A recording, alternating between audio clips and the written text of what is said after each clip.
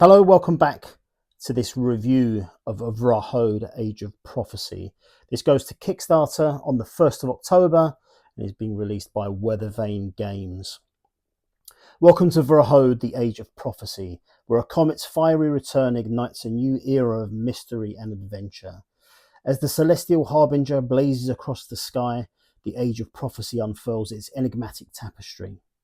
But what hidden truths lie within this celestial spectacle? Could the long-awaited prophesied one have finally emerged from the shadows? Right, so let's talk about everything that comes in the game. So this is just a partial review copy. So the actual campaign will have a lot more stuff in it and that kind of thing. So let's have a look through what we've got. So we start with character cards. So I have 4 of these. Each one comes with its own miniature. And it's got this kind of dashboard that we use to track all of our different things. So I've set these up for the base game. So when we start, this is how we begin. So Clarion, he starts with a body of 10, spirit of 12, mind of 6, focus of 6, presence of 6. And you'll notice that a lot of the other ones kind of differ quite a bit. So for example, we have Eclipse. And Eclipse starts with a mind of 12 versus Clarion's mind of 6, which is right down the other end of the scale. And of course, all of the other characters go in a similar fashion, where they all are set up for their own personal abilities and that kind of thing. And as we look through, these will change in scale as you go through the game, earn experience and pick up kit and that kind of thing. So for example, things like your mitigation, which is effectively your like your armor. It basically mitigates any damage that goes upon you. That will change as you pick up more equipment and items that might help that number. Your skills are associated with your skill cards that you collect as well. So those are the dashboards, and they look great. They really, really are cool. But we, of course, standard fare, lots and lots of tokens. Lots of different types of skills. So you can see there we have rest, mind, spirit, focus, body. And if you look back up here, you see that those are all represented here: body, spirit, mind, focus, and presence. So you get all types of different skills and that kind of thing that will go along with your dashboard. A huge deck of basic items and treasured items. We have a large array of different enemies just in this sort of kind of early partial review copy stage. Now all of these get used in the various scenarios that have come with my review copy, and those scenarios are double-sided. So there's 8 here. So we can see Bend the Trail is kind of a double-sided document, but we'll get into that more in a minute. Other miniatures that appear in what I have so far is we have the Wisteris. That is a boss. We also have this little guy here. But the miniatures themselves are well detailed. These are kind of sun dropped to bring out some more of that detail. Now bear in mind, we are at prototype stage, so things will be different, most likely better by the time this comes to this comes to fulfillment. But yeah, there is a lot of content with this game, and it's all looking pretty amazing. So this whole game plays out as a campaign. So there's 8 scenarios here, and I'm just going to read the campaign introduction to you and how it kind of leads into the game.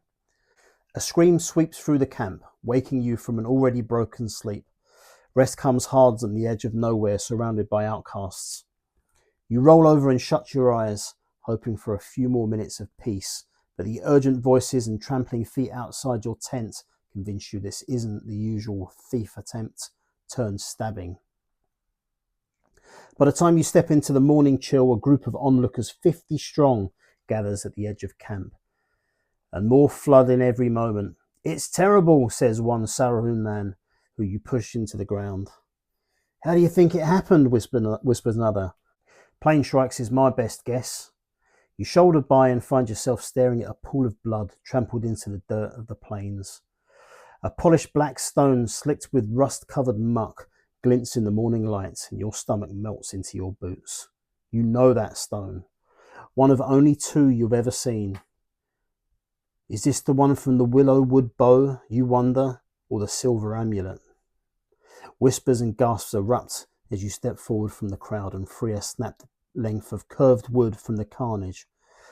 You wipe the polished onyx stone free of viscera and mutter, Shan, what have you got yourself into? In this cesspool of thieves, liars and cutthroats, you've made a point to avoid attachments, but Shan, he was one of the good ones, maybe the only one, and that's counting you.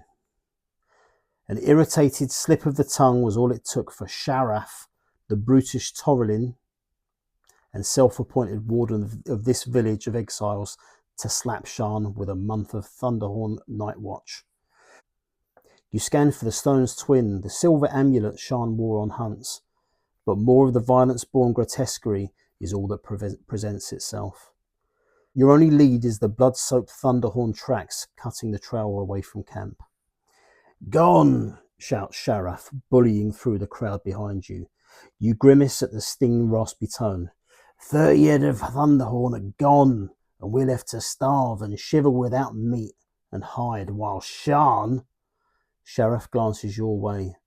This so-called huntsman can't weather a few diving plane strikes. Plane strikes? Your words escape your lips unbidden, and with no small amount of skepticism. You and the other huntsmen have seen enough of the overgrown turkeys to know that they only target the sick or helpless. Shan was neither, but caught unaware in the night by a few cowards with daggers. You doubt my assessment, dares Sharaf. You know better than to challenge the brute publicly, but with so many of his goons surrounding. You know better than to challenge the brute publicly and with so many of his goons surrounding. Of course you do, says Sharaf before he can answer. He flashes a smirk. And for good reason. After all, why rush your judgment? His eyes shift to follow the tracks out of camp, and a sinister grin stretches his already grotesque face. And who better to sort this out than Shan's seasoned huntsman friend? Okay, then it says, open encounter 1 to start your adventure. And that's just what you do. So you grab the appropriate scenario, so bend in the trail, and then you set it up as it tells you. So there is a little key here, so basically however many players you've got is how you set it up. So on a 4-player you set up 2 Niveus adders and add 10 life onto them. If there's just one of you, you start with one of the adders, and then you play through the scenarios. Just go through the criteria. It gives you a little bit of information about how to play it, and then using all of your different things on your board, your equipment for battling, all your other various stats to play through, and you do battle with your enemy. So here's the card for the Niveus adder. It's got his move, his mitigation, his life, his rolls, the quantity, so that's how many you put down, his damage, his rating. Play through until you've met the criteria of the objective. So objective, kill all enemies and reach the glinting object. And then you move on to the next scenario. The objective there is to kill all enemies. Then it has a conclusion which you'll read through, and then when you're done with that, you move on to the next scenario. And like I say, so there's 8 scenarios for what I've received in the kind of prototype copy, and they're very, very good. Lots and lots of fun. And they do utilize a lot of the different equipment and enemies and that kind of thing that came in the box. Okay, so one of the things I really like about Vrahode is that we can see here we've got a fairly typical kind of dungeon crawler setup. Your movement is determined by these squares, as is your enemies. You will approach enemies, try and defeat them and get through the game. Each individual scenario has lots and lots of detail about what you're trying to achieve, the enemies you have, how it scales based on how many players you've got and that kind of thing. But for me, the real kind of deep, rewarding part of the gameplay is to do with your characters. So this is Clarion's dashboard.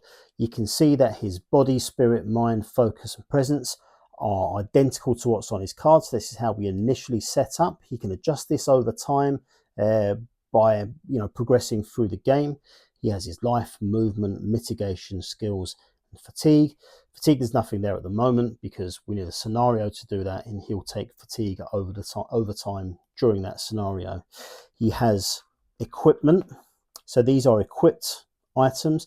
So he has a mace that does a base 6 damage, and he has a rusted chainmail.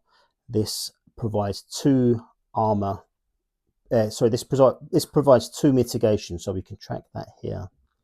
He has a skill. This is one of his starter skills, anointed armor. Blesses the hero's armor with +2 mitigation attacks, +2 mitigation against physical attacks this battle. If you spend 1 rule, it increases the mitigation to 3. And rule are these. These are the currency within the game that you can spend to get better perks and that kind of thing out of your various equipment. Now, for me, the game is all about this. It's really brilliant. I am a huge fan of RPGs, and I love to be at the kind of character progression you get from that type of game. And this is what we get here. We get to manipulate our player to improve him over time, to make things better. Perhaps he can get certain equipment and that kind of thing that will improve his focus or his spirit and that kind of thing. Maybe things will happen to us that will reduce our stats in those areas. So there's lots and lots of ways to affect our enemies as you go through the game. We can put them to sleep, we can poison them, we can paralyze them, we can burn them, give them bleeds. We can get positive and negative effects. We can track our afflictions through the game. Okay, so to sum up for me, Vrahode, what can I say? I really, really like this. It's got the right amount of dungeon crawling. It has got some brilliant RPG elements, and I love the way that you track it on your dashboards. And I'm really pleased that they're going to kind of support this with the kind of overlay, which will keep all of our parts where they are. So in terms of this campaign, this is the start of something. So this is the start of the Vrahode journey, which is expected to roll out and increase at pace next year. So I will certainly be there for that. I'm very, very much looking forward to it. So for me, it's a very, very good dungeon crawler, but it's that RPG element and the way you track it, and the way you develop your character that is the big game changer for me. So I really like it. I'll be there day one when it goes on Kickstarter, and I suggest you have a good look at it because yeah, this is a real great one for me.